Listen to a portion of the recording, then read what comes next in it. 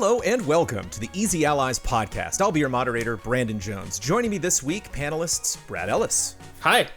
Ben Moore. Hello. My PC build and co-moderator, Daniel Bloodworth. Hello. Distinguished guests, we are here to discuss some of the biggest headlines in the world of video games, but before we do that, we must answer for all of the mistakes that we made last week. Daniel Bloodworth, please begin corrections music.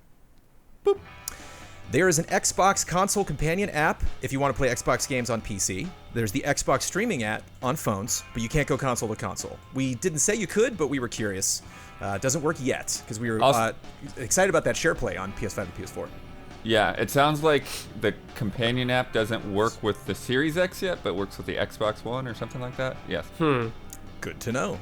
Last Guardian runs at 60 FPS without the patch. Don't get the patch, just have the disc run as intended. Final Fantasy Brave Exvius War of the Visions is the game mentioned in Square Enix's financials, not the original Final Fantasy Brave Exvius. My mobile cred, not what I thought it was. The PS4 version of Yakuza Like a Dragon is available. It's the PS5 version that doesn't launch until 2021. Right. Adaptive triggers only work at the strongest setting when the controller mic is muted. It says so in the settings. The PS5 advises it's like it doesn't necessarily work in all capacities unless you turn that. Right, but your mic won't be really active most of the time unless like you're playing a multiplayer game. It's true. I just realized the thwips in Spider-Man are on the mic. I think was playing with headphones and didn't pick that up. That's the speaker, but the speaker, right? Yeah. Yes. The mic. Apologies. Only the main dialogue in Metro 2033 has subtitles in Russian. A lot of the dialogue does not. The later Metros do, but Metro 2033, not a great game to play in Russian because a lot of people will talk to you, and if you don't know Russian, you won't know what they're saying.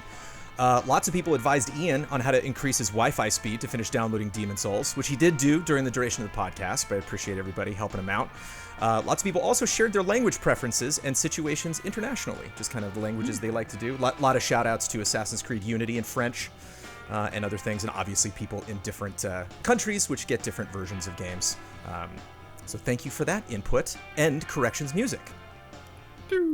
I also feel I must address, because we've been talking very positively about the PlayStation 5. You know, I've expected PlayStation 5 sales to exceed Xbox's. I've evidence, the most evidence I could find in this podcast, but I feel it would be improper for me not to mention that my PS5 is freaking out, man. Like, it seems, I don't want to speak for all of you, but like, man, I went into the studio and reviewed Miles Morales. I had no issues, and like, I'm getting crashes and weird things. Yeah. The controller's not working, and yikes. Some people are saying that Series X is doing that as well, but I just haven't spent that much time with it, so. I haven't had any issues I can think of with the Series X. I've had some minor ones with the PS5. Brad, I know you, one of yours was having issues. Yeah. Sony reached out to, I don't know if you saw that. They did, an email. So maybe we could have them get Brandon's email too. Yeah. Well, it's funny. Whenever people talk about problems, it's like, yeah, but you got the quick load time, so it's, you know. Well, it does actually kind of help a little bit, because when Demon's Souls crashes, it's like, oh, I'm back. I didn't lose anything. Just keep going. Yeah, my Demon's Souls has been crashing quite a bit, but today, I played it a lot today, and I didn't have any crashes, so. Hell yeah. Hey, all right. I'll take it. The other weird thing is the controller sometimes doesn't charge on the front USB port. You have to plug it into the back USB port for the charge and rest mode. I haven't had that issue, I don't think. Oh, it's been charging when? Yeah, it's been charging for me. I remember like the first night, like I, did what I do with my PS4 all the time, plugged it in, put it in rest mode, and then I came back to it the next day, and the thing had like 1 bar left. And I'm like, wait, what? Yikes. Sony, get it together. Before we get into the headlines, I want to talk about a headline that is positive in this industry. It's somewhat of a silver lining for the video game industry, something we can all be happy about. And this one, I think, is particularly tailored to our panelists tonight. From Morgan Mohala, video game promotes life-saving poop health with cute anime girls. A new Japanese app called Uncore aims to teach players about life-saving digestive health measures by animating intestinal bacteria as attractive anime characters. Yeah. Brandon, before you got to the anime girls, I was like, does Brandon think we're into poop? Like, what? Well, the anime girls came later. Right. In that sentence. We did talk. What? Ben can attest though. Poop did come up. Oh, if you watch the Sunday version, Poop came up in the Easy Allies podcast. If you're $5 and above patron on Easy Allies, you missed out on a lot of poop talk. The Game Awards nominees have been announced. And everybody's happy with everyone them. is stoked. Everyone's stoked, dude. No complaining. Jeff Keighley tweeted specifically, what's the tweet? What's the most deserving nomination, the biggest snub? Everyone replied with positivity. Everybody was extremely happy about these. Two things to note before we get into this discussion, which I'm excited to have with y'all. Full disclosure, we are on the voting committee of the Game Awards, and November 20th is the cutoff. So we will not be talking about Cyberpunk 2077, Hyrule Warriors, WoW Shadowlands, Immortals Phoenix Rising, Medal of Honor, Above and Beyond, which be curious to see how competitive that is in the VR space next year, among others, everything past that date. And in our case, if you have something like Assassin's Creed Valhalla, November 20th wasn't enough time for us to get through that. But before I dig into some stuff that stood out to me, anything stand out to you, allies? Bled, you said you took some notes. Anything stand out to you among these nominees? I'll have to go through and try to decipher my writing now. But I think one of the things that's really curious, as you were saying, next gen really kind of didn't get represented in the main event, the main award. Mm-hmm. I kind of combined those words there. Mm-hmm. But I was curious because then as I started going further down the list, I'm like, oh, there's Assassin's Creed, and then oh, there's Spider-Man. A little bit here and there managed to make it into some of the smaller categories. So it's a little weird. Obviously, Demon's Souls nobody had in time to submit, and I think that's one of the things that I feel like with the deadlines. The deadlines kind of make that, November 20th or 15th, whatever date happens to be each year, kind of makes them a little bit irrelevant because nobody voted for Demon's Souls, or nobody nominated Demon's Souls because nobody played Demon's Souls. If there's anyone that had even preview access to that, it was super limited. But it was interesting to see a few of them sneak into some of those action adventure categories and things like that. Valhalla made it into accessibility options, and I was curious, okay, somebody at least started the game when they got their Series X and started fumbling through that. It's hey, look at that, that's cool. And then what else was I thinking about? Worth noting, accessibility this is the first year that they've done that, and somebody did submit that for Silver Lining. That's great. Some of the sort of half snubs maybe, but but again, it's weird because it's Jedi Fallen Order. I saw a lot of people talking about it getting snubbed, but then it showed up in action adventure. So it's strange like that. Half-Life Alyx made it into a lot of categories, but it didn't make it all the way to Game of the Year. So I think that's one of the biggest snubs. I don't know how you play Half-Life Alyx and not include it as one of the best games of the year. I think because a lot of people didn't play it. Yeah, I know how you don't play Half-Life Alyx. It's very simple. Yeah. You don't own a system. I hear you, but it's nominated for other things, and it should be nominated for. That's true, in my opinion. That's a good point. Dreams only showed up in best VR. But I don't know what I looked in the categories. I actually had that on my list, but multiplayer is the only thing I think it could. Maybe family game, but there are definitely some not family, games in simulation. Sort of, not really. Yeah. It is. Yeah, it's a weird one. It is every genre and no genre. But multiplayer. I felt was just sort of gimmies in a way. I felt like Fall Guys and Among Us and Dead by Daylight could have fit in there. And in ways, Among Us being in the other categories and not in that one feels a little bit strange because Among Us obviously didn't come out this year, just the year that we paid attention to it. Mm-hmm. I really like that Roki made it into best debut game. I like that game. And then Carrion was an odd one for me to see best indie, because there's so many good indie games every year, and I felt like that was conceptually cool, but maybe not the best game out there when you've got stuff like Wildfire and Kunai and Vitamin Connection and Maneater. It's I don't know if Carrion really best sold, and it's even other things that I'm not thinking about, really best those. Brad, you reviewed Carrion, right? Nope, that was Huber. Huber, that's right. Yeah, I wonder what happened there. I wonder why that captured the imagination of a lot of voters. Hades absolutely killed it. Yeah. Hades deserves to, yeah. 8 nominations for Hades. Supergiant has definitely received, awards before. They've definitely been recognized before. This feels different. I mean, this definitely feels like this company is, keeps moving up and up and up. Is this a good thing, Ben? Do you think this will go to their heads? Do you think somebody's going to want to buy this company now? Do you think? Oh, I hope no. I think if you look at Supergiant's track record and how they approach games, like, starting with Bastion and then moving on to Transistor and Pyre and now Hades, like, they just really push themselves to do something completely different each time. They don't reek of anything other than just a pure passion for games. So I think whatever ends up happening, Supergiant will be absolutely fine. No doubts. It's crazy to me that, like, Hades is the best game they've made, because it's not like they've been slouching. It's not like... Right. And Ben, that's kind of how I feel about giving them an award. Is I'm like, I don't know if they need an award. They're great. They've just been getting better and better and better. It seems like they are finding their passion and just committing to excellence with everything they do. I mean, sure, I don't know if they need an award, but for a game as thoroughly excellent as Hades, and it's so nice seeing it get the recognition it deserves. I'd be totally happy with it winning Game of the Year. Like, absolutely deserved, I think. And worth mentioning, nominated for Game of the Year. The Game of the Year nominations are Animal Crossing New Horizons, Doom Eternal, Final Fantasy VII Remake, The Last of Us Part 2. Those I was definitely expecting. Ghost of Tsushima is nice. I have not finished it, but opinions about that game are definitely all over the place. And so a lot of people were very excited about that when it got announced. And then Hades. So I don't know how competitive Hades is, with all of these juggernauts, but just stoked for Supergiant.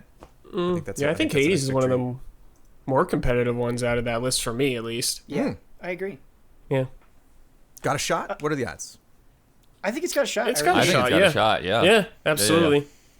There are some weird things on this list, though, that don't make any sense to me. Like, I don't know if I would put Genshin Impact in best role-playing.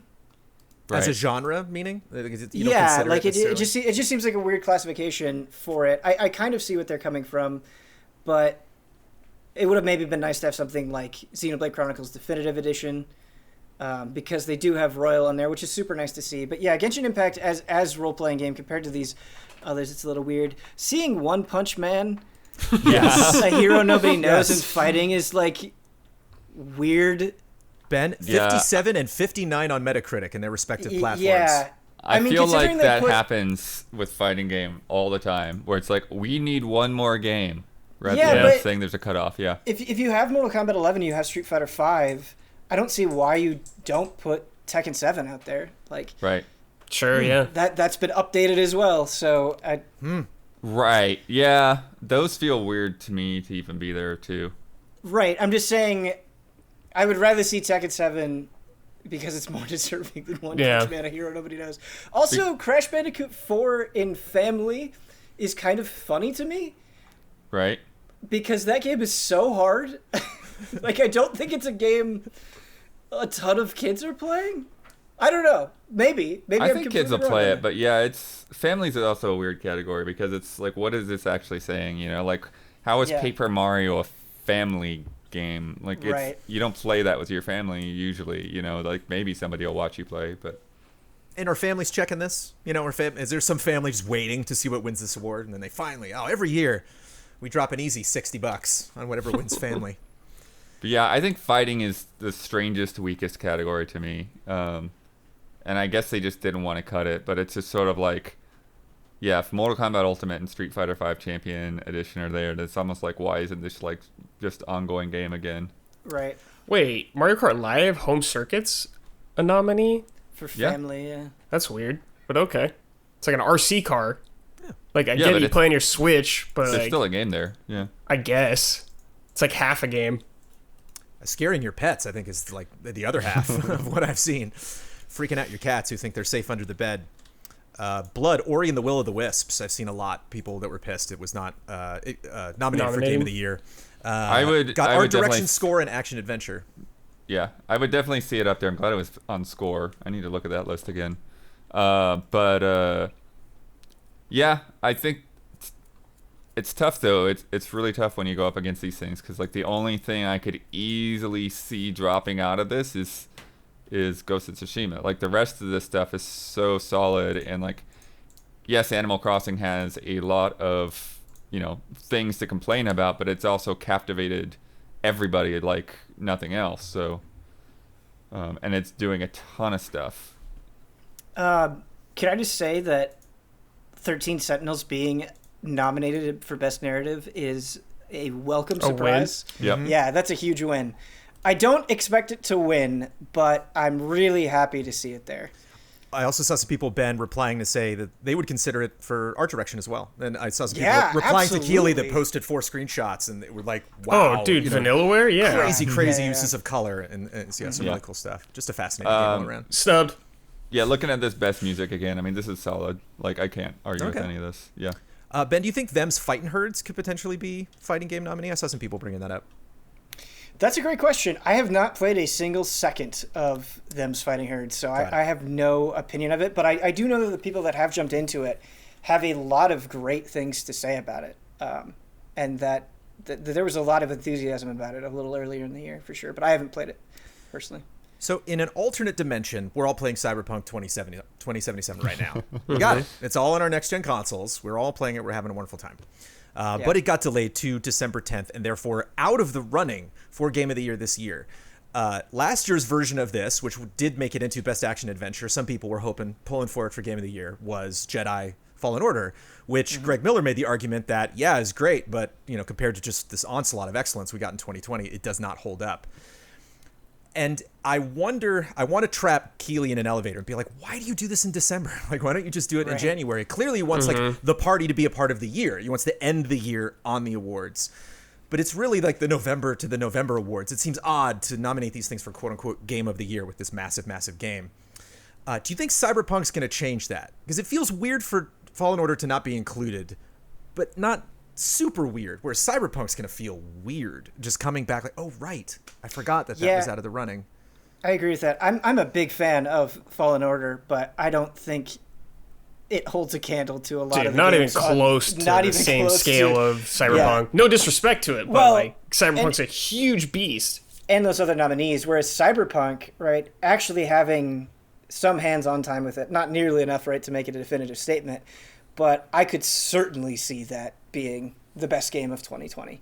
And so it is weird because it does kind of like loom over this thing. And a bunch of previews just came out today of people who played like 16 hours of it. Yeah. And the little that I heard, I was listening to IGN and they were like, yeah, it's fantastic. I want to play more of it.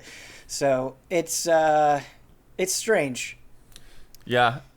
It's sort of like, didn't Smash Brothers have this exact same thing where like it came out like on the day of the Game Awards? Yeah. So and music, I don't even think it was nominated, and I was like, what? Or maybe it didn't win. But like music, I thought was the category last year. Yeah, last year. Yeah. That could have run away with. So I just think if Cyberpunk doesn't convince Keeley to maybe do the show in January, no game will. Nothing will. Yeah. Right. But he also didn't have a choice at that point. Like. Yeah. Like all of his plans were up and running, so it would have to be something he would have changed next year. We're kind of in a unique position where we have our own Game of the Year awards, and we do it a little bit later, and so it's kind of no skin off my back because if I feel strongly about where something should be, I could make a case for it in our own Game of the Year. Right? Yeah. And so it's hard for me to get too upset about the Game Awards or other people's Games of the Years, I guess. Well, and it's also like again, we're part of that pool. It's the collective of everyone throwing their hats, throwing the votes in the hat, and not really discussing it. Which is different than how we process. Because like as a team, like you say something, Ben, and like okay, like I see where you're coming from. This makes more sense. Whatever. Right. Or we kind of like look at everything together and how things are starting to shake out, and we're like, you know what, we need to adjust things here or whatever. But when it's just like raw votes and like some totally different person is going to compile all that stuff, it's like that's just where the numbers end up. Yeah. And it's raw votes now when I don't think a lot of the people voting have had enough time to do kind of their end of the year rush. So I think in those instances, you just kind of get votes for the biggest things or the safest things.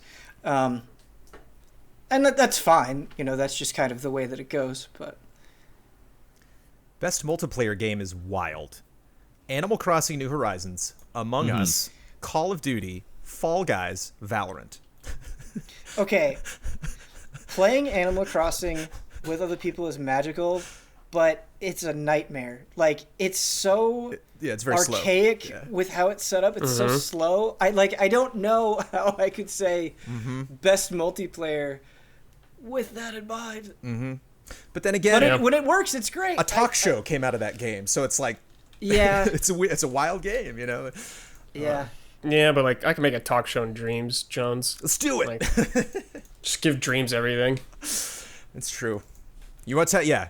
You got your own opinions, definitely, Ben, that you're saving for our goaties. Get ready for the Dreams onslaught. For the Dreams ones, dude. Every category. For fighting game, I'm bringing this weird robot fighter from Dreams. How out of the loop am I on Valorant? Because that's the one that kind of sticks out to me, but I just feel like we haven't played a ton of it. I played a little bit of it. Same, yeah. Yeah, I'm certainly not inside the loop with Valorant, but it seems like one of those games that kind of came out and everybody was like, oh my god. But it seems like the momentum has cooled down quite a bit. I just don't see the fervor around it that I did in its like beta period and right at launch. Don't see it. I mean, it's fine. I don't have a problem with it or anything like that, but I just don't have the desire to keep playing it. As I mentioned before, we now have the Innovation in Accessibility Award, which I think is representative of all the conversations we've been having about that in 2019 and 2020. Some fun nominees there. Grounded. I'm not sure if that team was expecting a Game Awards nomination. Oh, remember they had the spider thing. They did, but again, I just, I imagine that team was like, oh, thank you. They were definitely making headlines for that, so that feels good. And Hyperdot. Are any of you familiar with Hyperdot? I'm not, no. The Hyperdot team passed out when they got this nomination. Like, whoa. But when you see Hyperdot, it does kind of make sense. This is a Geometry Wars without the shooting. Geometry Wars, all you're doing is dodging. And it's just, you're in a circle, or just madness happening all over the place. So it is a very color-focused game. And so I imagine there's, all sorts of modding you can do to that, where you can change what colors are what, so you can make it easier for people that are colorblind, have other various, sight issues. That was a game I think a lot of people were not familiar with, and it's nice to see, not only in a category that is inspiring and makes you feel good, but shining a light on games that I didn't think were going to get Game Awards otherwise. Yeah, so Grounded makes sense to me in one way, but in another way it's strange because it's very clearly and like boldly proclaimed as early access.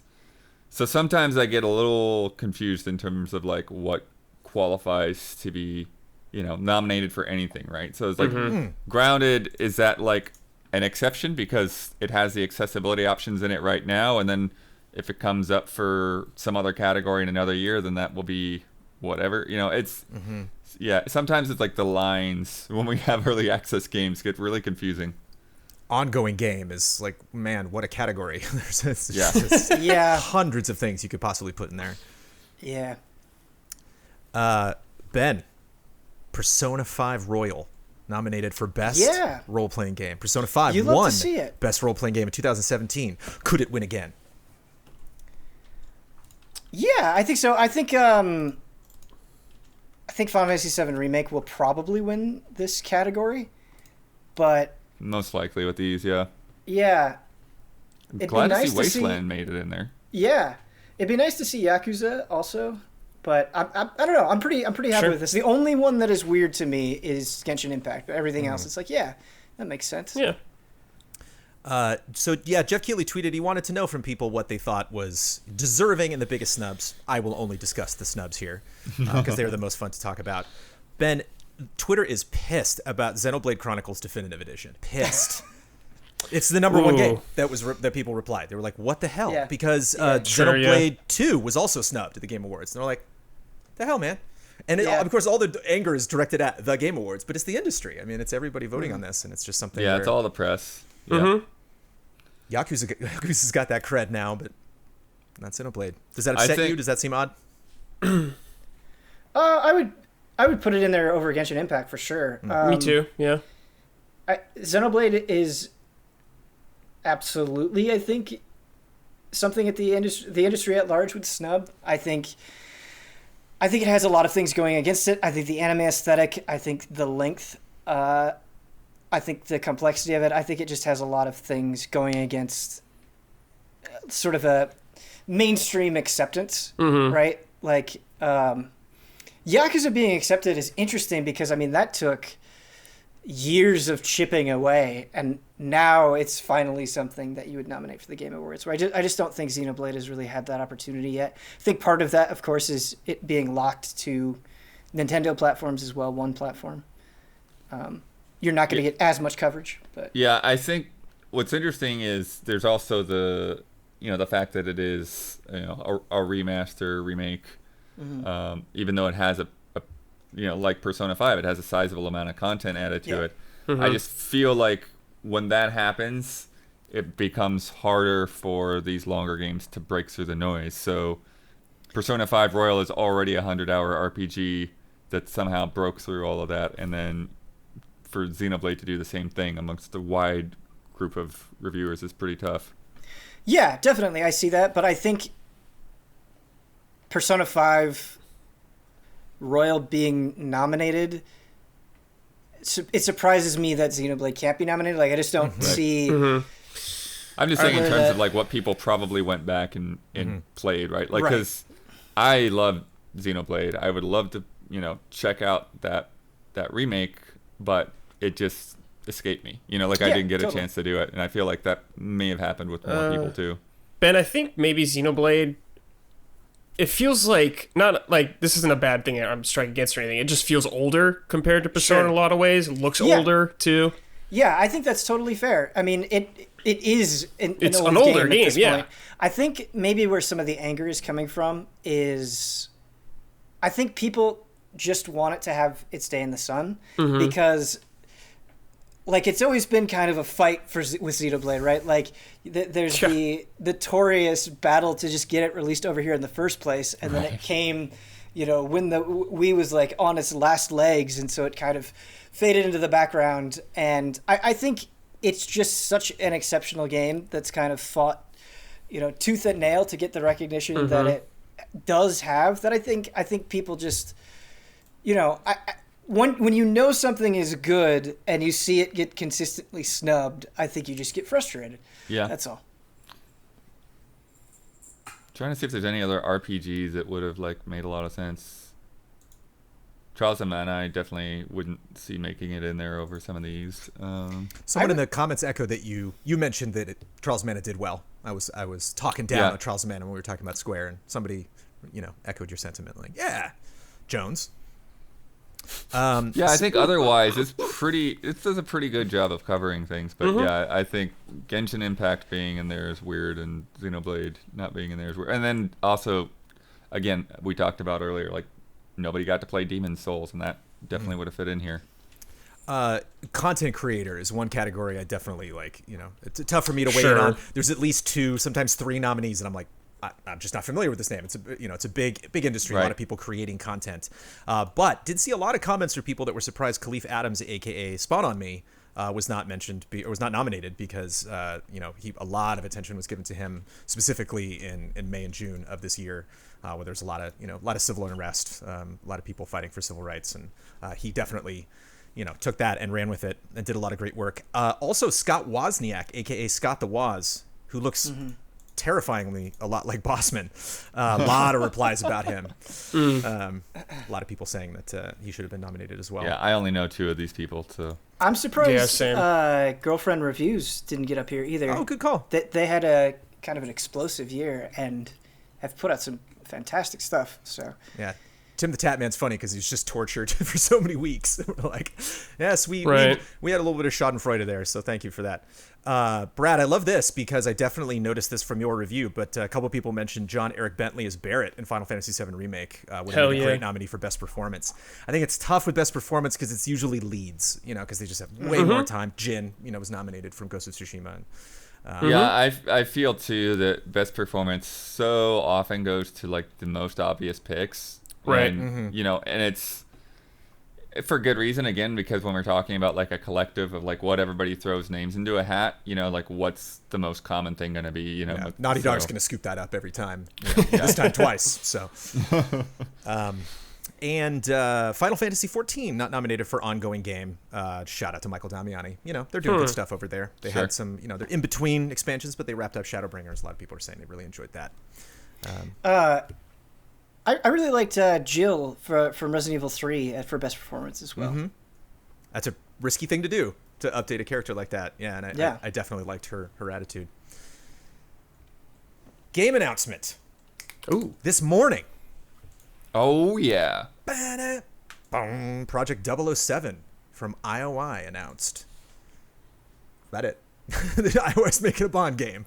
That's kind of all we know. Thank you. Bloodworth sent me the press release, which I thought this was interesting. This quote from Robert Matrick, who's MGM's Executive Vice President of Global Consumer Products and Experiences. He said, "We plan to bring a new take on this legendary franchise to gamers and Bond fans around the world," which means new Bond. To me, that's right, it's not going to be Craig. They're not like waiting to see who's going to be recast after Craig. It's just going to be Agent 47. He just becomes James Bond. That's the reveal at the end. It was him like the whole time. What a twist. But it's like kind of like Spider-Man. It was Spider-Man was incredibly successful at the box office, and then here comes Insomniac's brand new take. Now we get two Spider-Men. They had a second chance at it. We got a brand new one. Do you think people can accept this weird digital Bond? We've had them before, only video game Bonds that we're kind of all of them smushed together. Like Spider-Man, do you think that could be a hit? Just the character itself? Oh yeah, absolutely. Yeah. I don't know. Accepting Bond to me is I don't even really care. I don't care. I don't need to associate Bond with a certain person or anything. I don't think the Bond films, the last several Bond films, have been so good that that there can't be a reinterpretation of that character. Nor do I think Bond is currently at the top of relevance. I think there's plenty of room at this current moment for creative liberties that could be refreshing. That's cool. They can just do whatever they want now. You bring up an interesting point, though, Ben. Is it a good time to make a Bond game? Or start to? This game's probably not coming out for 2 or 3 years, but... It's a good time to make a Bond game by this developer because it makes so much sense, right? Yeah. This is something where you hear it and you're like, yeah, that's perfect. That's who I would choose to make a Bond game. And so, because it's like peanut butter and jelly, I don't see why it would be bad at all. I think it's a game that could... Okay, so Hitman 1 and 2, the last two Hitman games, are fucking phenomenal. And if you haven't played them, you are missing some of the best games of this generation. And so I think with that in mind, this could be a game that you love the shit out of, even if you don't care about Bond at all. Mm-hmm. That's how well designed it could be. Yeah, I really think that the comparison to Batman Arkham series and Spider-Man is very apt. I think this will stand on its own legs more than so many other franchise games. Even if you look at something like Shadow of Mordor, which really is almost not even related to Lord of the Rings. That game still feels like it's just kind of pulling on the coattails of that franchise in a way.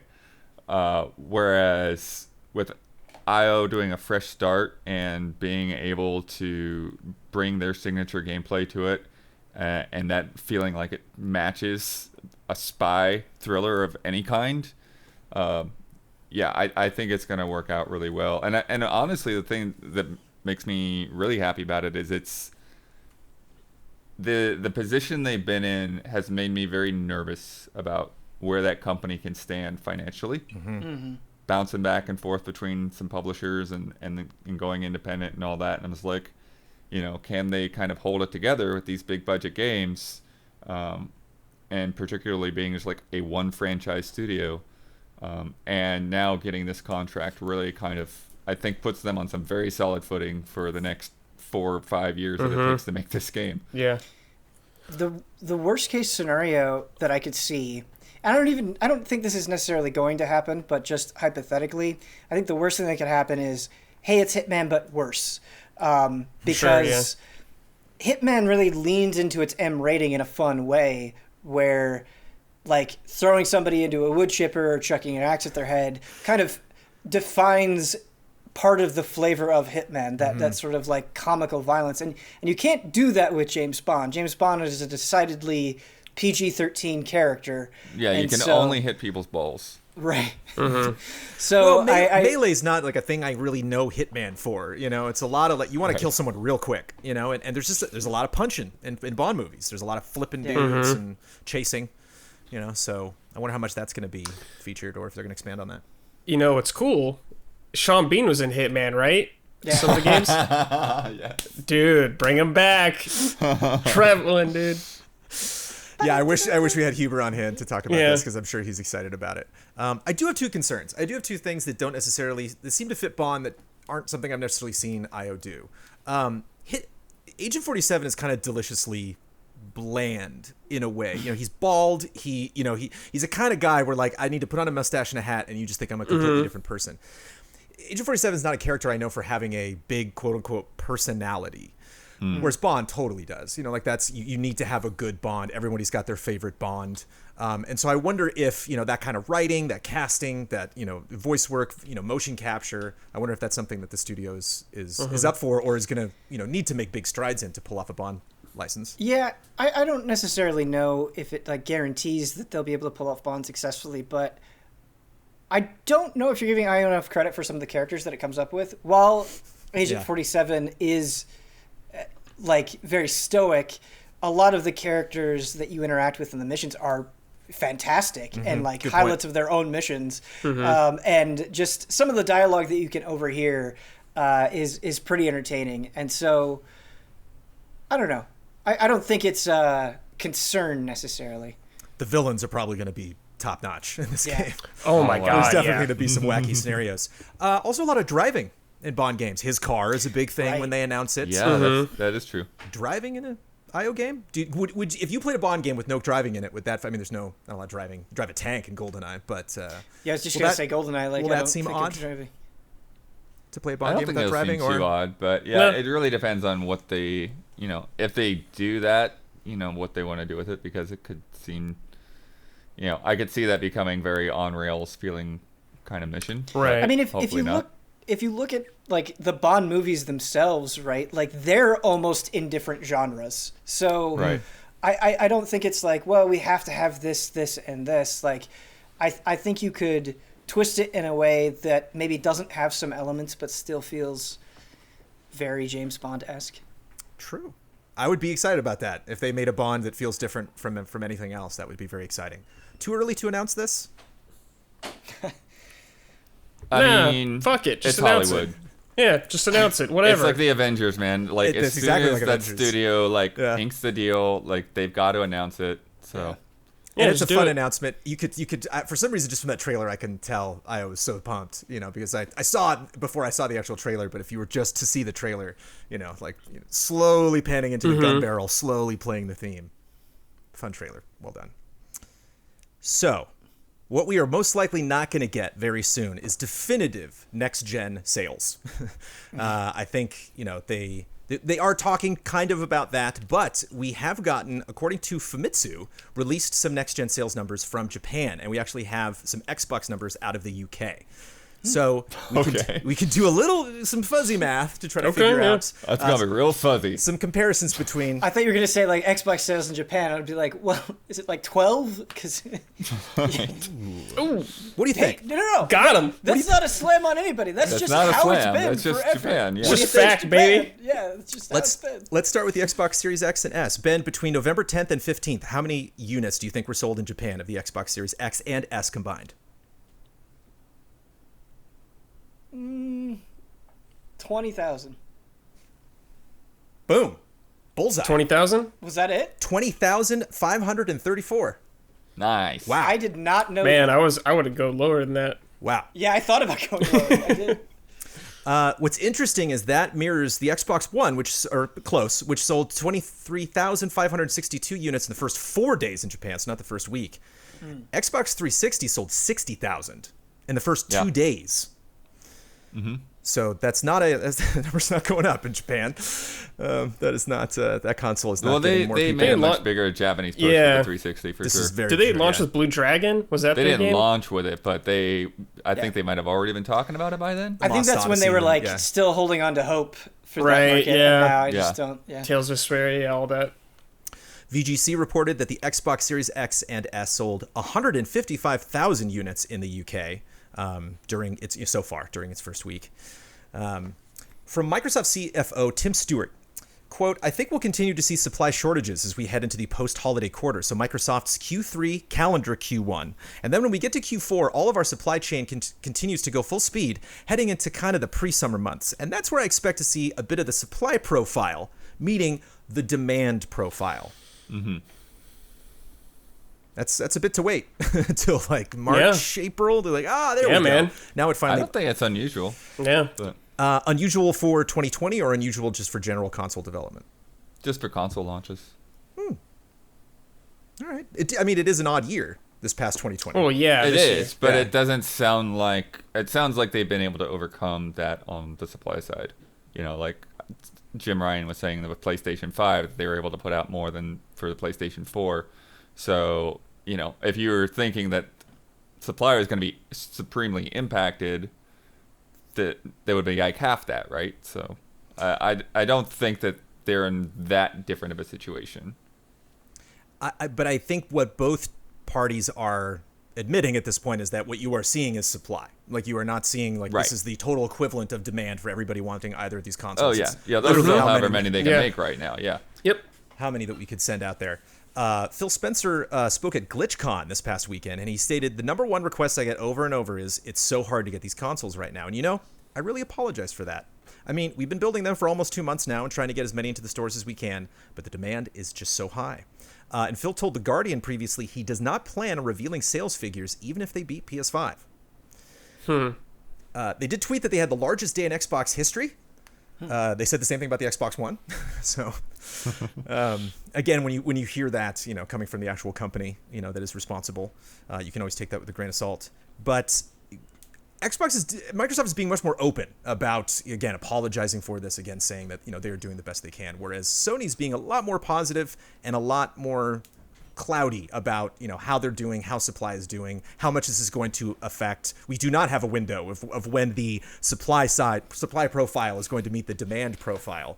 What do you prefer? Kind of, Sony's, mystique, or, Microsoft's honesty, essentially coming out and saying, hey, we're sorry, we apologize for not having supply. Do they need to apologize? I would definitely prefer honesty, I guess. Why would I want to not know something, I guess? Like, what's the point of just being coy with me? Like, I don't really care either way, but Yeah. I mean, I don't think that's going to really affect it anyways. Yeah. These things are going to sell for a long time anyways. Yeah, I think it's funny that you frame it that way, because even in your statement, you're like, Xbox is not going to tell us the numbers. Yeah, You're just going it's to like you're consistently still not not tell going to us tell the us. numbers. There's a lot of mystique there. Yeah. It's very frustrating if you're just wanting to track the sales data. Will more time without a console convince people they don't need it, or the opposite? It depends on what type of video game consumer you are. I think Right. that is a hard question to answer on a broad basis. I think there's There's- some people that will be frustrated, like right off the bat, and get and I'll just say I'll just wait till next year. But I mean, yeah, if you are, consistently playing video games, it's at some point it's going to catch up to you. Like, you're either going to, in a few months say like, man, I really want to play this game in 60 frames per second or in 4K, or there's just going to be that game that comes out that like you can't get on PlayStation 4 or Xbox One, and so now it's time. Just personally speaking, I mean, obviously we're in the heat of the moment still, so I have to keep that in mind. But I think this is the most satisfied I've been with a console launch in a Long very, time. very, very long time. Mm-hmm.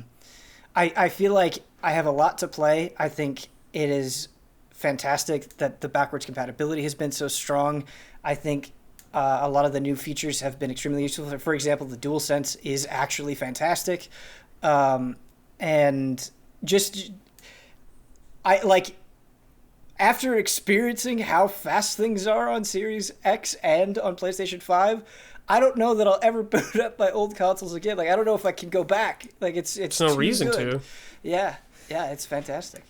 What was interesting, Ben, is like the phone grab move. You know, I like click the game, hit start, and then I just instinctively reach for my phone. You know, 'cause it's like, I played lots of GTA 5, and that takes a long time. The same with Red Dead, and just like when I play Spider-Man, it's just strange to be like, oh, right. It is eliminating the time that we spend on Twitter, which is only a good thing. Yeah, always good.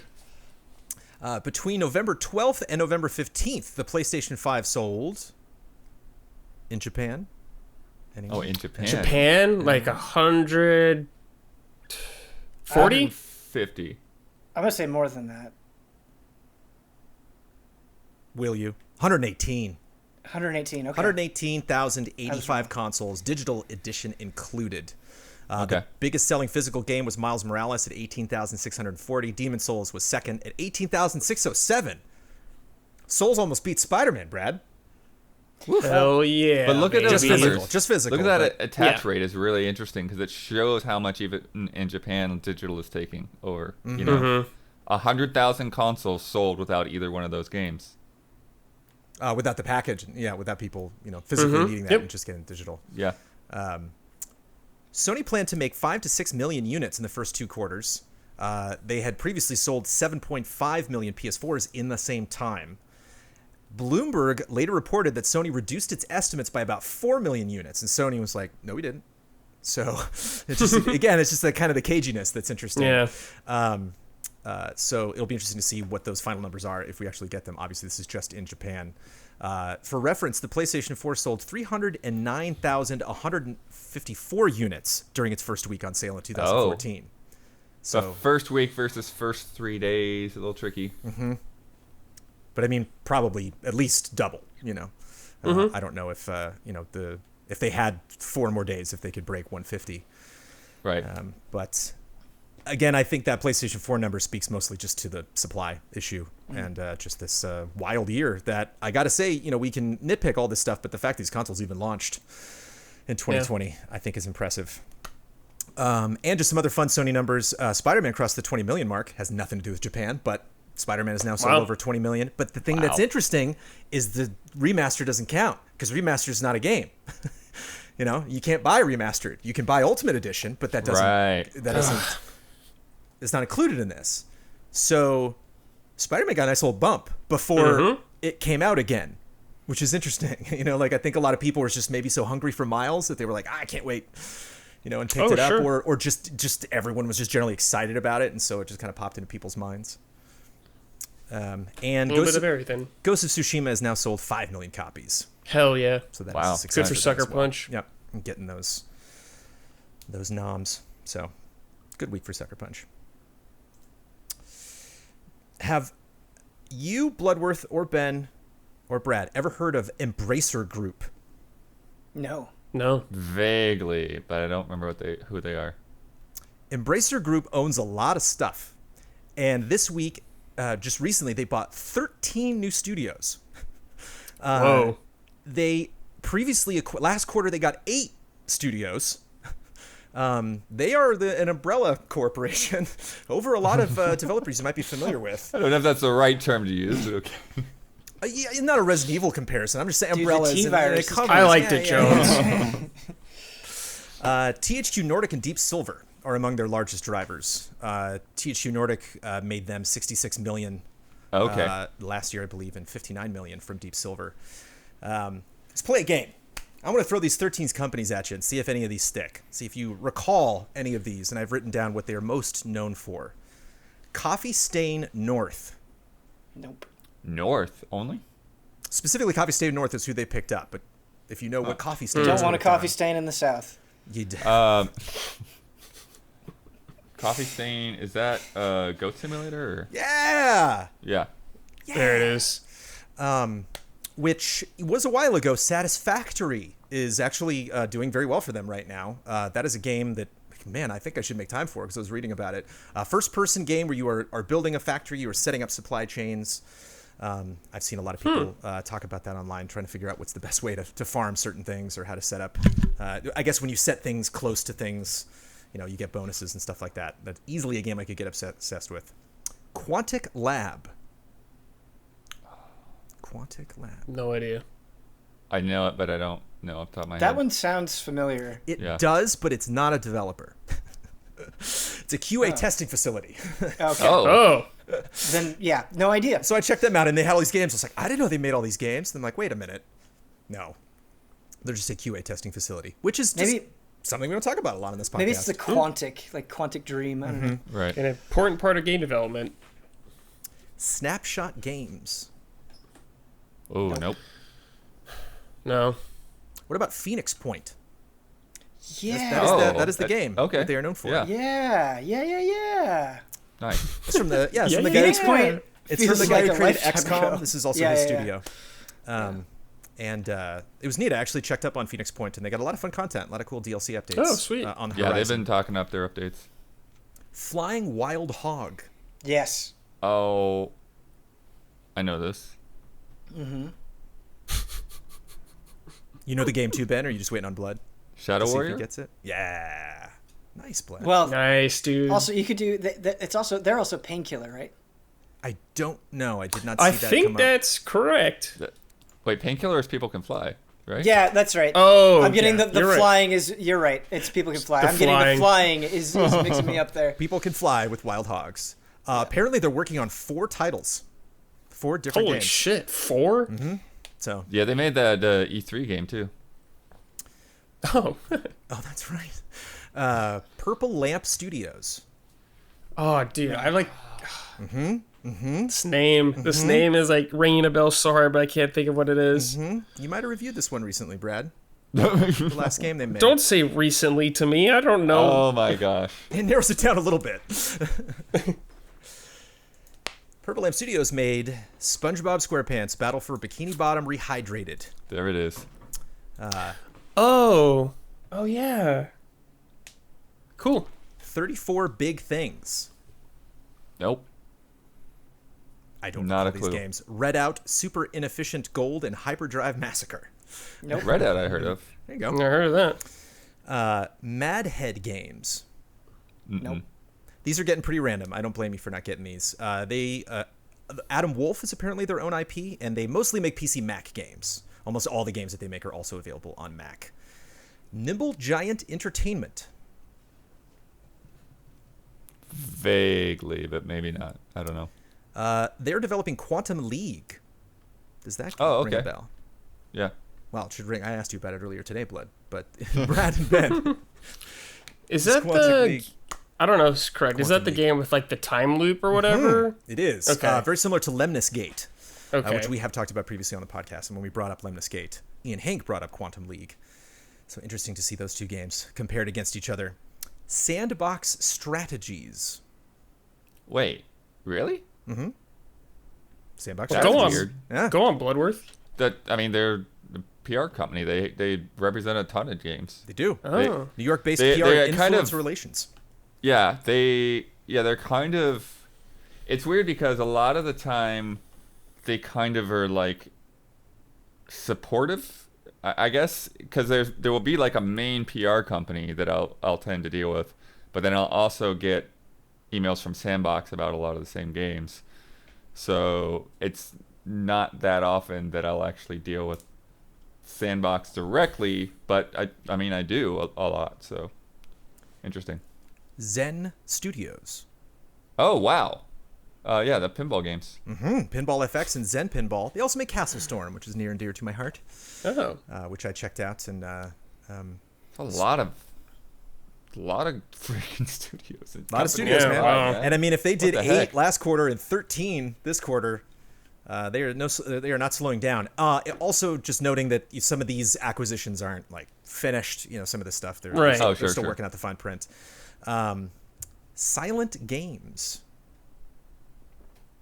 Silent Games. It's so appropriate. You haven't heard of them because they haven't made anything. Silent Games. It's a 4-person team. They have a new IP that's not coming out until 2023. So for right now, Okay. they're very silent. A Thinking Ape. Great name. Do not know. Ape Out. Did they make Ape Out? Damn. Wouldn't that be wonderful? The 82-member Canadian team that mostly makes free-to-play games. Yugo Mobile Entertainment. No.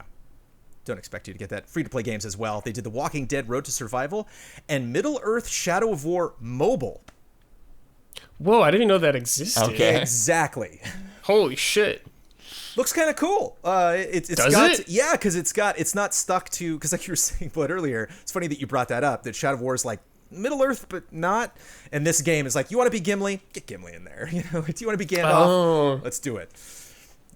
Looks kind of interesting, actually. Is it like that Marvel game you play in the Star Wars one? Like that kind of vibe? It's not turn-based. It's top-down, and it kind of looks like the AI takes over. Like you just send your dudes in there, and they just start fighting, and then like there's cooldowns where you can pick like who does what. Okay.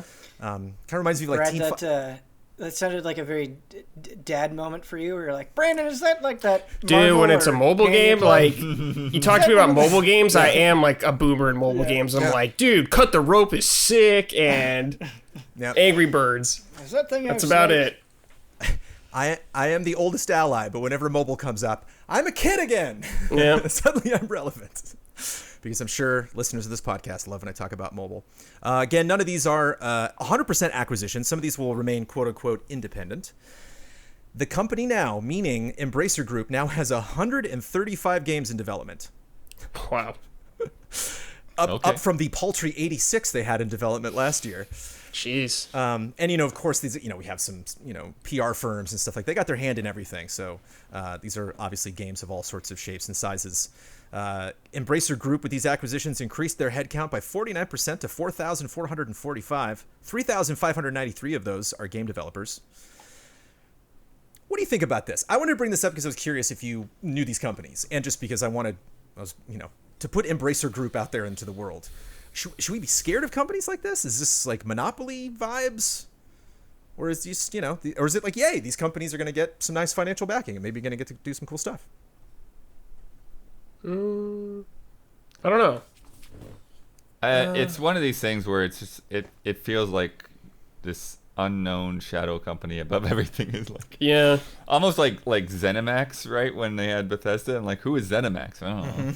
You know, it's like you only know them because of everything underneath of them, and so it feels sort of similar here, to where it's like, oh, okay, so you start bringing up like the companies, the bigger companies that they own and what they make and all that, but if all that stuff feels so unrelated, you know, that this is just like some, you know, gigantic financial spider web that sort of links them together but doesn't really.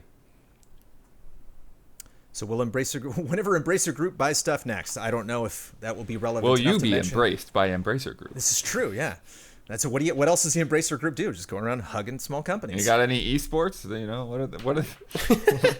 what side of the industry do they not have? Now that is boomer. Yeah, you got any esports? You gonna buy a magazine? Need some esports. Twitch saw record viewership in October. I mean, just the same of game sales and everything. You know, lots of people are playing games. Records are being broken. But how much right of it was left. Deleted, Brandon? But specific, well, yeah, archives. We'll get to that. This is according to both Stream Elements and Arsenal.gg. 1.6 billion hours watched. Wow. During October. That is almost double the 839 million hours watched last October in 2019. Just chatting, as I expected, the most watched category for 6 months running. 200 million hours so far, just chatting. So whenever we talk if you're about gonna delete all the gamers, then you know that's good news. Not much left. Don't have to worry about those music rights. I'm really curious to see the November numbers, because, you know, talking about people having a hard time getting their hands on consoles, Twitch being able to be like, hey, you can check out these new, you can check out pretty much probably any game on these new consoles at any time. It's just an interesting environment for that. Ben, I saw somebody made a PC game where you have a PS5 in the PC game. It's like you can have the experience, like hold the dual sense up. That's That's very amazing. clever. Yeah, it's funny. Next Is it best in thing. Dreams? That be I bet. Not There's, yet. I bet there's a lot of PS5 nonsense in Dreams. I got to check back in. Facebook gaming, shockingly, not as competitive. Hours watched were down slightly in October, but still double year over year. Even Facebook gaming's winning now. I've like pretty much cut Facebook out of my life. Oh yeah. It just feels so, I don't know, unnecessary now. Ben, sorry to say, in the last year, I created my second Facebook account because I don't remember my password for the first one, and I had to play Oculus multiplayer. So, Oculus! You got me. Oh. They got you. They got me. Oh my god. I'm gonna have to double check because as time goes on, Facebook is slowly gonna absorb more and more of Oculus. So I got to pay attention to that. Twitch has done two things this year that a lot of streamers are not fans of. One, advertising is out of control. Dude, it sucks. I'm seeing a lot of people post just literally like how many ads they're getting in a certain amount of time. It's a scary thing because you can't see that. So a lot of the stuff you have to get reported back from your viewers. And as we've previously reported on the Easy Odds podcast, DMCA takedowns are out of control. Now they're happening over in-game sound effects like wind. They're like, hey, that's our wind. But I wonder if this is like a Nintendo situation where it's like viewers and streamers are frustrated with Twitch. Twitch just had their record viewership. What do they care? Mm-hmm. Right? Oh, I think they're very concerned about this. Yeah, they sent out that big letter, which I think we talked about last week or the week before. They posted a blog where they apologized. Yeah, it's they're in the worst spot, but it really it's gonna come down to them and for the rest of the industry to try to work this crap out. Mm-hmm. It doesn't make any sense. This feels very similar to YouTube for me, where is anybody truly 100% happy with YouTube? But it's embedded in life now. It's whether you like it or dislike it, I feel like it's just kind of so ubiquitous. And I feel the same thing with Twitch. Twitch is synonymous with streaming. When you think of game streaming, you think of Twitch. I think that is true for most people. And so as this company grows, you get the unfortunate side effects of that growth, which we also saw with YouTube. Yeah. It just sucks that they're so far behind on this stuff that they haven't figured out, the methods that will, even if people aren't happy, the YouTube problems of Content ID, that's one thing, and it creates a lot of issues, particularly for people that, get their living off of the YouTube revenue.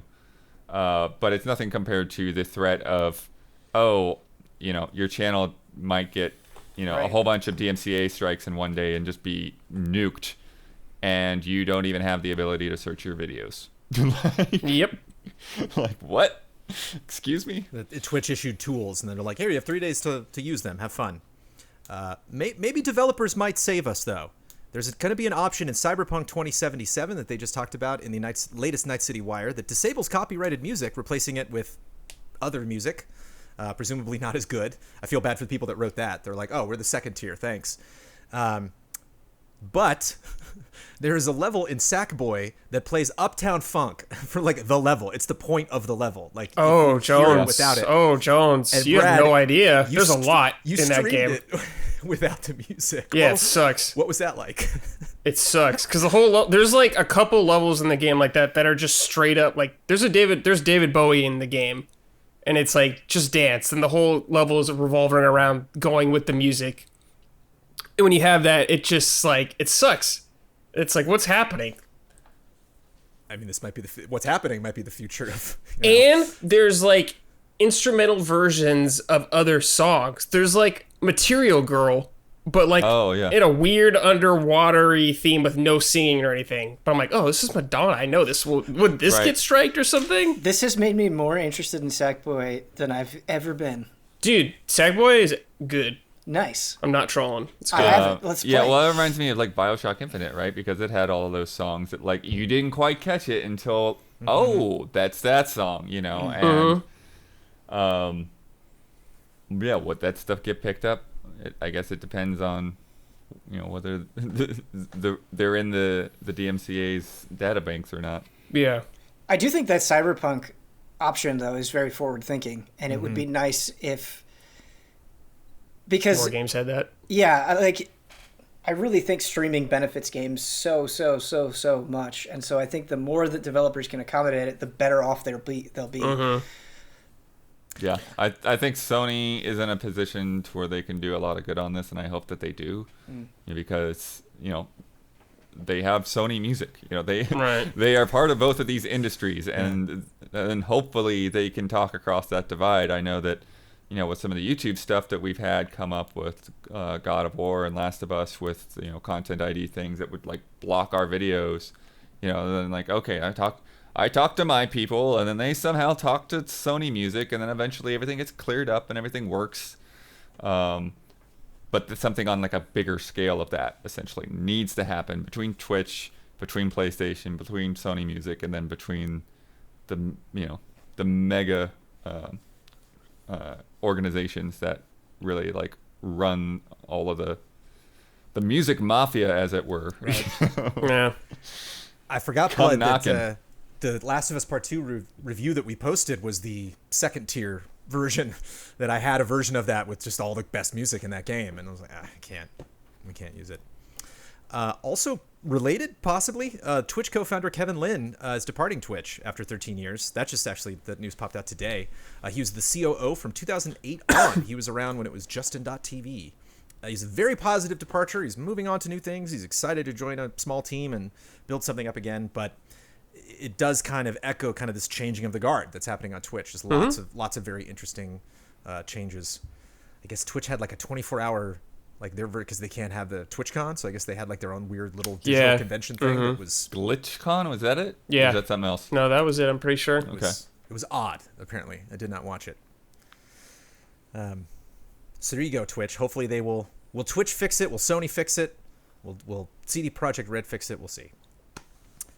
Also this week, here are a bunch of other headlines. Actually worth noting, for the first time ever, the Easy Allies podcast, I gave timestamps to two of these also this week's, because I told Bloodworth that Codemaster got bought, and you shared a lot of wonderful things about that. And Ben, you talked a lot about the new Dead by Daylight villain. So if any of you want to jump in and talk about these things, you're more than welcome.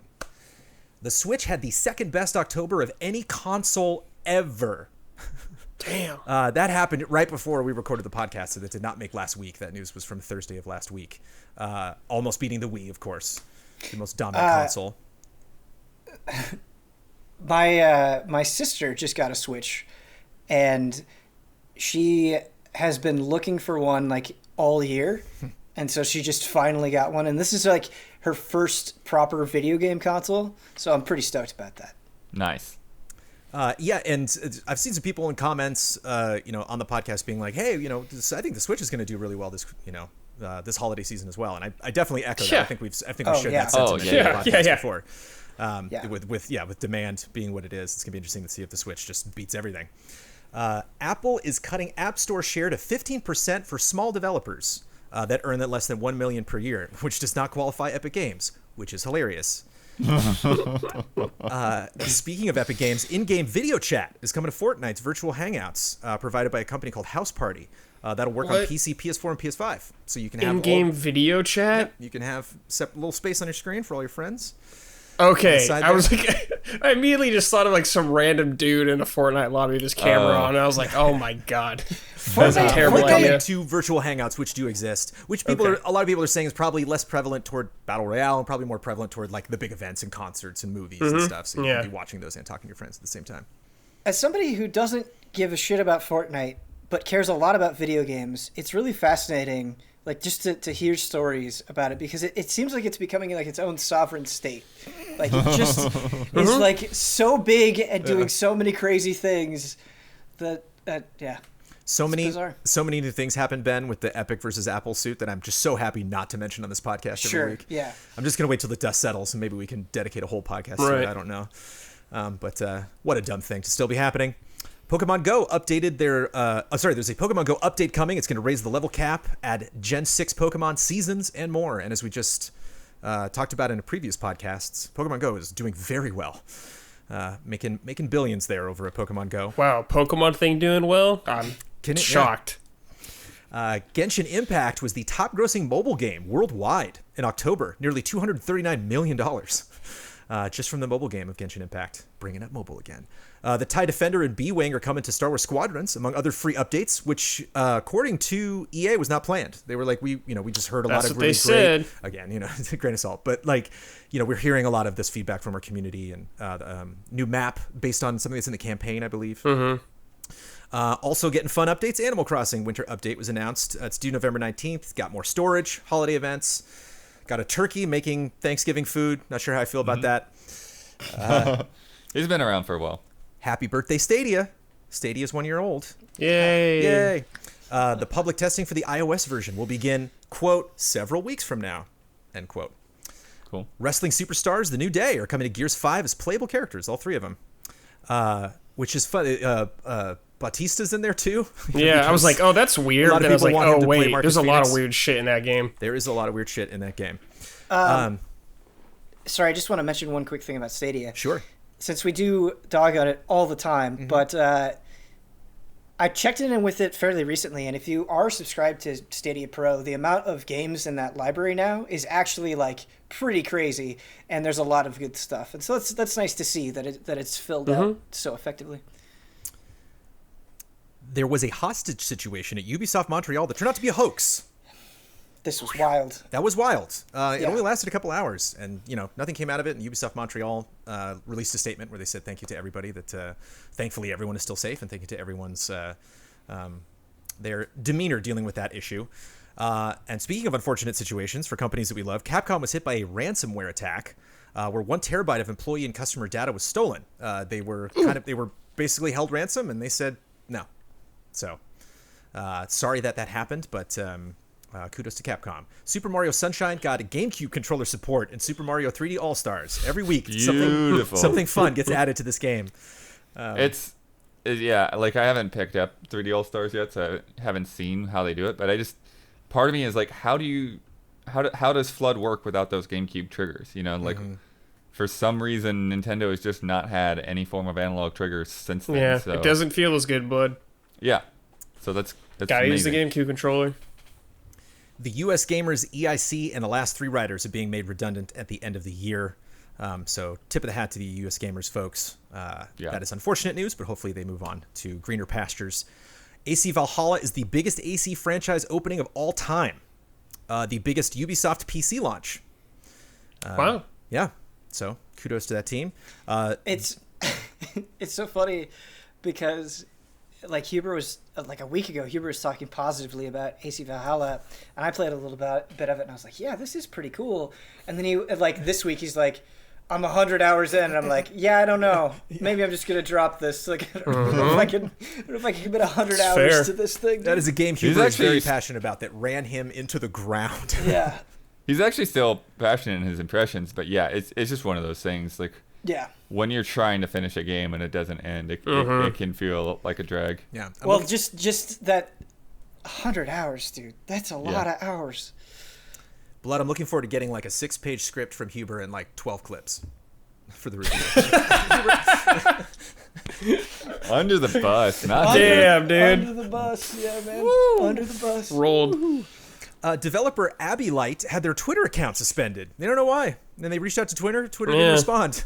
Abby Light, not a developer that I know of. Not necessarily a way you want to get notoriety, but if anybody can help out Abby Light, let them know.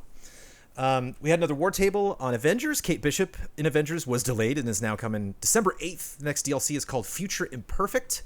And they teased a little Black Panther in that teaser. Yep. Had a crazy future Hulk with balding, gray balding hair. Excellent. And at his feet was the helmet of Black Panther. GTA Online teased adding a new island called El Rubio. This is the first land expansion ever since 2013, since the game launched. First time they've added anything to the game, yeah. So very curious. They're always very sneaky about the way that they announce stuff and tease it to their audience. Was it supposed to be a Catalina or something? Could be, yeah. I wonder. I don't know. I don't know specifically what that's based on. Maybe it's a South American thing. Maybe it's just going to Cuba or something. I wonder. GameStop, right before we recorded this podcast, started calling customers and telling them Doom Eternal on Switch is canceled.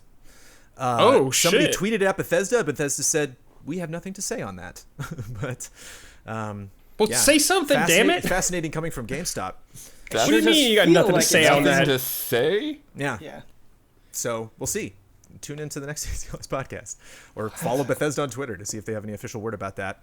And shout out to everybody that had to wait a week to play the PlayStation 5. A lot of people in UK and Europe are finally getting these consoles. Yep. Of course, shout out to everybody that was not able to get a Series X and PlayStation 5. Somebody on our Patreon reached out and said, it's one thing if you pre-order the PS5 and then you get the email saying that pre-order didn't work. Somebody bought it. Somebody on our Patreon got it. And then 3 seconds later, they were like, no, I'm kidding. We ran out of stock after you actually purchased the console. Enjoy Demon Souls, yo. But at least, it's available in some of these things. Poor Ben would have beaten Demon Souls right now if he didn't have to record this damn podcast. True. Actually true. True, yeah. It is time for Love and Respect.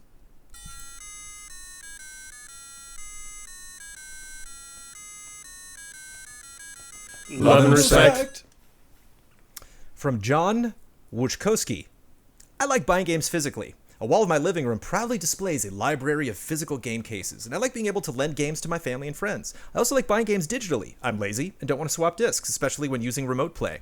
In this current generation, the physical disc is even more useless than ever.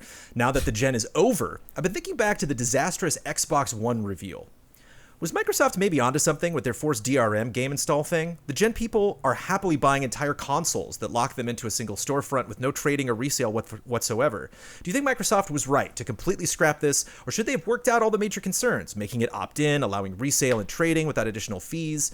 Imagine the best of both worlds for physical collectors. Could this make a return, but in a way we'll actually embrace? You need both. They needed both like that. And I think they were a little too early for something like that so online. That was too early.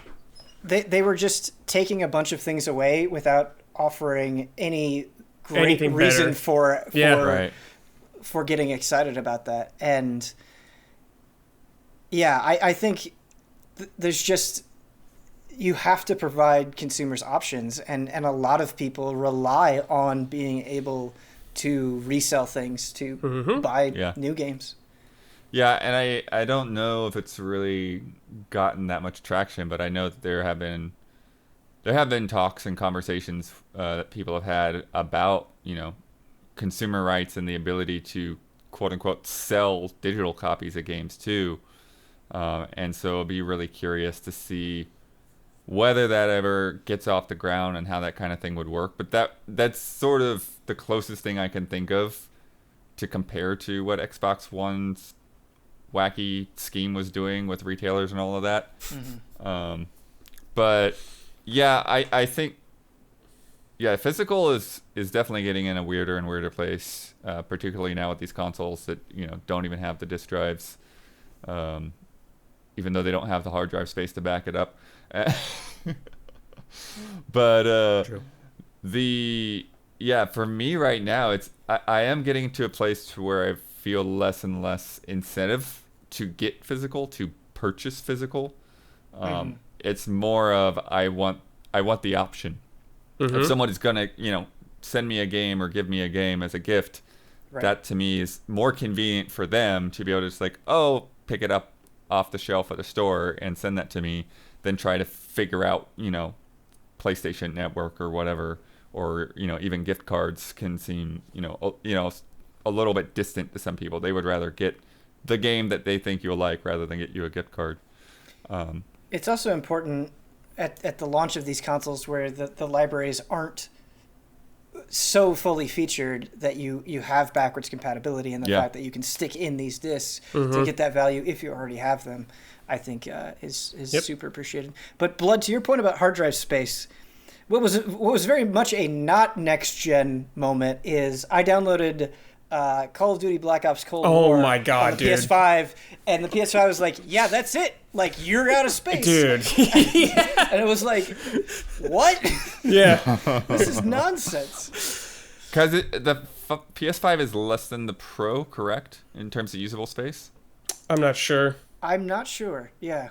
Because I think the Pro had a terabyte, and the PS5 has like 800. Yeah. It becomes 600 something when the OS is accounted for. Ben, I have never had a problem with console space before, and the PS5, I finally did it. Because it was the transfer. I was like, oh, let me transfer everything over to my PS4. And the PS5 was like, whoa, hold on. Yeah, Do you really want to play Maneater? Are you really going to play Maneater? And I'm like, I guess not. Jeez. Yeah.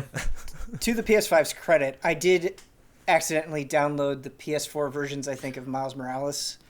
Right. And Spider-Man Remastered, so I got some things off and was fine, but yeah, Call of Duty big. It would be sweet if it just downloaded the PS5 version when you're playing on a PS5.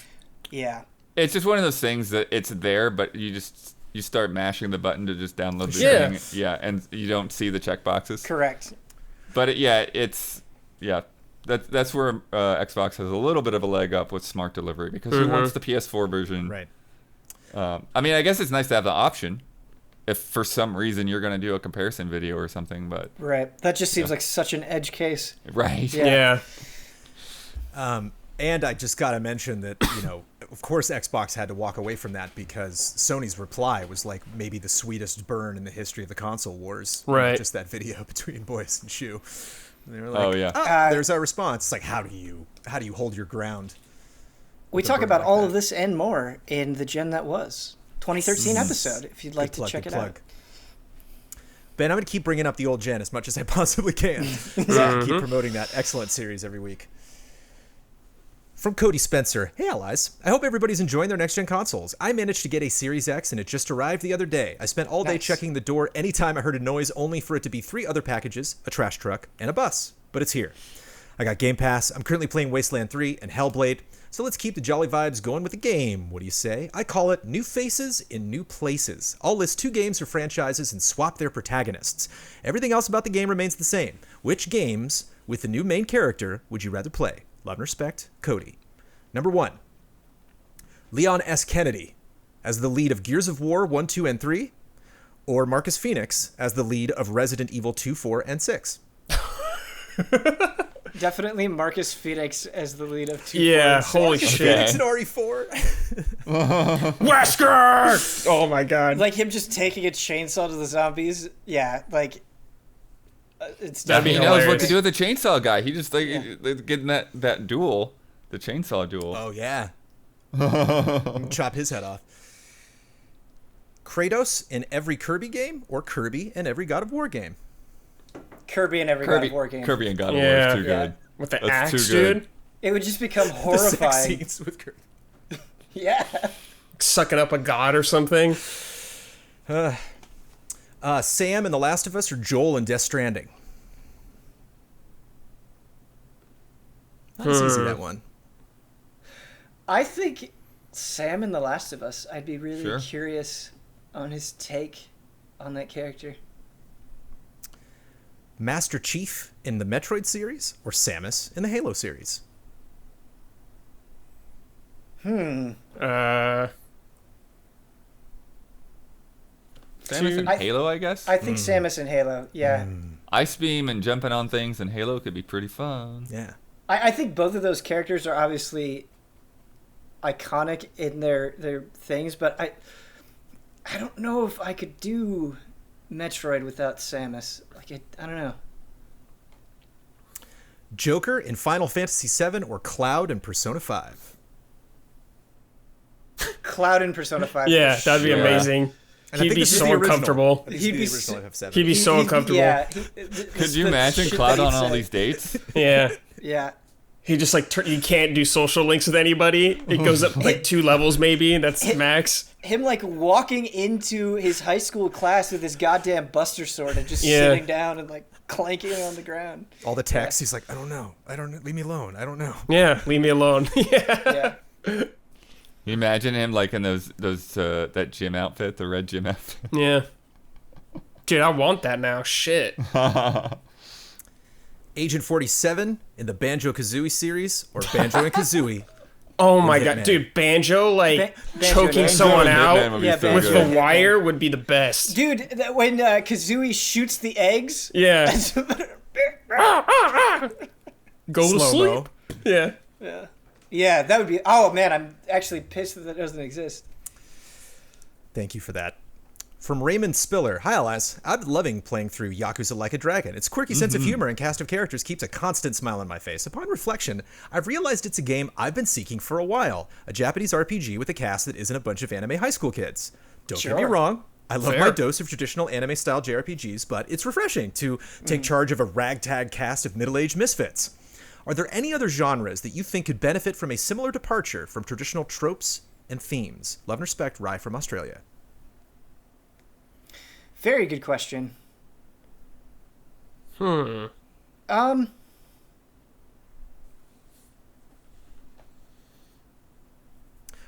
think horror relies on a lot of the same sort of stuff. Like, it's a lot of zombies and monsters and ghosts and that sort of thing. And all that stuff is great. I love all that stuff. But I am surprised at the lack of horror that deals with just, like, scary human beings or like, more realistic, horrifying scenarios. I think there's a lot of game potential there. Like 12 Minutes is borderline horror, you know? Just this idea of you being trapped. Very gothic horror is being trapped, you know, and not knowing how to get out and, you know, having to relive these horrible moments again and again. I think shooters are pretty stale a lot of times as well. It's like, when I think of shooters, it's like, well, it's either sci-fi or military so much of the time. Dude, make Call of Duty anime. Yeah. That'd be way more interesting. Would it sell more or less? I don't know. More, damn it. The mixed success of Watch Dogs Legion, though, it's funny because, like, part of the reaction was that, right? Like, seeing the old lady, you know, in those trailers, and obviously that effect wore off. But yeah, I think that's part of what resonated with people is, like, you don't expect that, you know, you don't expect a mom to be going around hacking into places. And so, yeah, I think that kind of thing definitely can work. Also, just shout out to Among Us, just completely flipping multiplayer scenarios on its head. Obviously, following in the footsteps of a lot of, you know, games that had done traditional like subterfuge and stuff. Yeah. And Fall Guys for just like, this is battle royale technically. You know, so interesting to see people copying or bouncing off those ideas in the years to come. This just made me think. I was playing some Call of Duty Black Ops Cold War campaign recently, and there's a level where you're just kind of sneaking around and it's stealth, and since it's in the Cold War era, it kind of has that sort of James Bond feel to it, which campaign was made by Raven Software, who is criminally underrated. And I was just thinking, man, I would love a whole COD game like this. Like, do you have the balls to make a campaign where there's, like, no running and gunning whatsoever, but it's subterfuge and using gadgets and all that stuff? I would love that, too. Like, I just don't know why they couldn't do it, because Call of Duty has so many different things where it's like, well, if you don't like the campaign, there's still multiplayer, zombies, Warzone, like, still three other things. So, like, let's just get wild with the campaign and do something we've never done before. Yeah, you know, it's like, they got rid of a campaign for one of the games. Like, it doesn't even fucking matter. Do it. And finally, a quick story from Caleb Moran, who has not only shared this with us, but I have something I usually don't do in love and respect, 2 responses from other patrons. The story kind of comes full circle. G'day, allies. Video games here in Australia are in a bit of a funky place recently. Our games and consoles get marked up. PS5 and Series X go for around $750 Australian dollars, which is around $550 in the US. Not a staggering increase, but a significant amount nonetheless. But imagine my surprise when I walked into my local shop to look at some games and saw none other than Godfall Standard Edition for PS5 for 125 Australian. That's around 91 US dollars for the standard edition of the game. Do not buy. I was shocked at the price and checked digitally to see if it was about the same. Not only are our games more expensive, but our ratings board is very trigger happy with the banhammer. Most recently, The Medium, Bloober Team's upcoming game, was refused classification in Australia. Reasons have not been publicly stated so far. This isn't the only game, however, that has had trouble. State of Decay, We Happy Few, South Park Stick of Truth, Kingdom Come Deliverance, Outlast 2, and DayZ have all had trouble with our ratings board. I'm not even sure if I have a final point to make here, but just wanted to share how ridiculous it can get with an otherwise easygoing country. Love and respect. Caleb from Australia, who is really looking forward to The Medium. Alexander Zirianov, a very dedicated ally, swings into the rescue. Tip: you can change your region on Xbox, and this will grant you access to another region store. The nicest thing? Your Game Pass subscription will still work. I recently did this for a game that was banned in my region. Matthew Borg adds, also an Australian here, I believe in the case of The Medium, it was refused classification because of the answers the developer provided in an automated tool that is used in various countries. The Australian classification board itself didn't look at the game. Hopefully with a slight delay in an appeals process, it'll be rated something like R18 in time for release. Fingers crossed. Wow. Fingers crossed. But apparently they didn't, dot some I's or cross some T's there with The Medium. It's just paperwork, man. I mean, anytime you go through these automated questionnaires, it's just like, I guess this, sometimes on YouTube, I don't see it happen as often when uploading to the main channel, but I definitely have to go through like this questionnaire of like content in your video to like see like what ads it's appropriate for. And sometimes, you're like, I guess I'll check the swearing box because I don't know if anyone swore in this video or not. Yeah. And we never really brush up against the things that would, limit us. But, it is one of those things when you're just leaving it up to, essentially Google Forms to provide the answers. You can accidentally find yourself on the wrong side of a line that you're like, no. Like, just look at the thing. It's okay. Those sorts of restrictions and censorship are so frustrating. Like when you're a working adult who can separate fact from fiction, to have those kinds of decisions being made for you over like M-rated video games is just eye-rolling, like, and tedious. It just sounds ridiculous to me. Mm-hmm. But one of the great pleasures of this job is getting these stories from around the world to people. Absolutely. And it's a good perspective to have. Yeah, and again, shout out to Alexander and to Matthew for jumping in and helping out. Again, hopefully that is a game that you get to play. It is time for bets. Next week's bet. Hyrule Warriors Age of Calamity launches tomorrow, or potentially, if you have early access, the day you're listening to this podcast, November 20th. I'm going to check the Nintendo eShop next week when we record the podcast. Where will it be on the featured list in the eShop? There are 28 total slots on this featured list. Games are listed side by side. I'm going to go left to right, 1 and then 2, left to right, and then go down the list. What slot is that going to be in? Daniel Bloodworth. I'll go with 2. I don't know what else is going to get up in that slot, but for some reason I think they're going to put something else there. Again, this is features, not bestsellers. This is Nintendo's call on what to put where. Ben, yeah. What do you think? I put number 1. Ah. That's a terrible one, but it's there. We'll see, Brad. Don't pump the brakes on Zelda. Number 1. Don't pump the brakes. Don't pump the brakes. Yes, Brad. It's their big game, man, for this year. I pumped the brakes to number 6. Is that too much brakes? Oh, Jones, dude. Brandon, you broke the goddamn car. Jones, why don't you just leave the call right now? You're going to get rear-ended with that. Yeah. Oh, no. Yikes. I'm going to get rear-ended with last week's bet. Call of Duty Black Ops Cold War launched on November 13th. Today, Daniel Bloodworth actually checked this for me. We checked the placement, where it would be on the Xbox Series X top paid games list. What we realized last week was there are multiple editions of this game, and Ben was there, and we all said, oh, well, we didn't necessarily classify that before the podcast. We'll say that all of the editions apply. Mm-hmm. Well, we all won. I knew that was going to happen. Bloodworth bet ever. Bloodworth bet 3. Ben and Ian both bet 1. I bet 2. In the first slot, Call of Duty Black Ops Cold War Standard Edition. Second slot, Call of Duty Black Ops Cold War Cross-Gen Edition. And in the third slot, Call of Duty Black Ops Cold War Ultimate Edition. If you are curious what those were, everybody wins.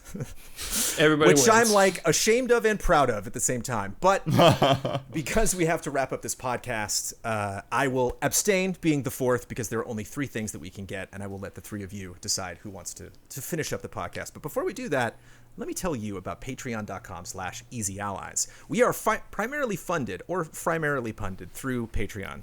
And a kudos to everybody that does that. I want to give a special shout out to everybody at the Love and Respect tier. So this is $5. You get early access on a lot of our shows, including the Easy Allies podcast 2 days early. And you could submit stuff to Silver Lining and Love and Respect. I pick less than half of the questions, the excellent questions in games and wonderful conversation starters that people submit at the Love and Respect tier. And I just want to say thank you to everybody everybody at that tier who posts something sometimes 3, 4, 5 weeks in a row. Same post, just trying to get it in there. And I'm like, it's just not relevant, or there's other things we should be talking about. So kudos to everybody at that tier. You make it happen here at Easy Allies. People that are definitely making it happen at the shout out tier, our top tier, patreon.com/easyallies. 4 people at this tier, and we are going to shout them out. Blood, you're kicking it off this week. Okay. I'm following you. Ben, you are number 3, following me, and Brad wrapping it up at number 4. Shout out to Caleb Togi Crawford, L. Fanis, Greg the Dark Knight Kettering, and Nick. Shout out. Shout out. Totally fucked that up. No, that's fine. I'll take it. We want them to be different. You know what I mean? That was special, Yeah. Ben. That was its own thing. All right. Other people who aren't me on this podcast, you get to promote any Easy Allies video you'd like to promote. You get the final word on anything you've disagreed with, want to reiterate, or just popped into your head, and you get to sign off with your trademark sign off. Currently, excuse me, I didn't completely skip this. That brings our scores to Jovial Penguins 18, Astonished Scorpion 16. Blood, we got to win every bet. We got 3 more podcasts to make this happen. We lose the bet on the next podcast, and it's Or Wars time for the last 2, which some people are looking forward to. I saw some conflict in the YouTube comments. People were like, I want it to happen. Okay, let's wrap. I'll repeat again for people checking timestamps. You get to promote an Easy Allies video, final word on anything, or you get to sign off with your trademark sign off. Because the Jovial Penguins are in the lead, I will let them pick first. Ben and Brad, what do you want? Take your pick, Ben. I will get final word. Nice. Okay, I'll do the video. Oh, you get that Sign off then. Yeah. Nice. Take it away, Ben. Cool. Wait. Oh, Did the video go first? Final the word. video? Fine. Take it away, Brad. Okay, check out my Demon Souls review for PS5. Just went up a couple days ago, baby. Hey, that's a good game. Solid. Yeah, it's a real good game. And I'm sure a great review. I haven't watched the review yet, Brad. I'm sorry. Snub. An Ian Hicks special. Just kidding. When Brad and Ian get together to talk Souls. Yeah, Ian did a great job. Yeah. Ben, final word. Don't let the man keep you down. You know, don't let the government tell you what you can and you cannot play. You find a way around that if you want to. I believe in you. And we'll see you before the next blood moon rises.